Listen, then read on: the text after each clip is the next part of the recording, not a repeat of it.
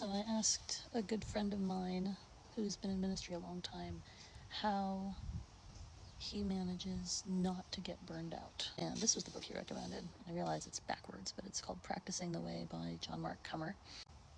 It's been very helpful in reminding me that practicing spiritual disciplines is necessary to growth, but it's not the only thing that's necessary to growth. Something I really spent a lot of time doing for most of my life is just spending time reading the Bible and Bible books. And that's a good practice, but in itself it's not sufficient to fill you up over the long term. And so I feel like this book is giving me some good perspective on how growth, long-term sustainable growth, is more than just doing the right things. Like, it's talking about training for a marathon, and if you want to be able to run a marathon, you can't just decide today that that's what you're going to do and go out and run it. You're going to die like the guy who the race is named after. And that's what happened if I tried to run a marathon. I'd probably be dead after a couple weeks. After a couple miles. I don't like running. But if you want to be the kind of person who runs a marathon, then you're going to take time to train, and it's going to take a lot of practice. And even when you finally get to the point where you can run a marathon, it doesn't mean that it's going to be easy. It just means you'll be capable of doing it.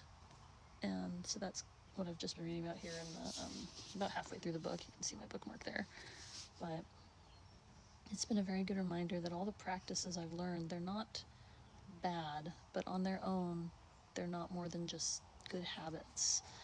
And good habits can take you a long way in life, but they don't necessarily fill your passion unless you find ways to make it more than just a habit. So that's kind of what I'm trying to learn to do now. I learned good habits to grow spiritually, mentally, emotionally.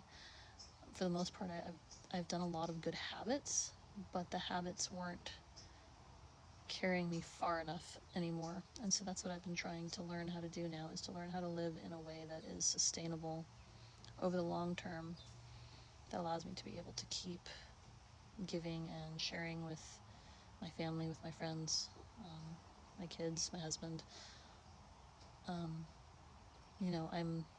I'm the only mom they're gonna have. I'm the only wife probably my husband will have, at least for the moment. But point being, I'm the only one who can fill that role in their lives right now, and it's important to me that I still have energy to give them my best. And I got so burned out that I was having trouble giving anything, much less my best. And so that's kind of why my friend recommended this book, and I'm finding it really great. So thanks for hanging out with me this morning.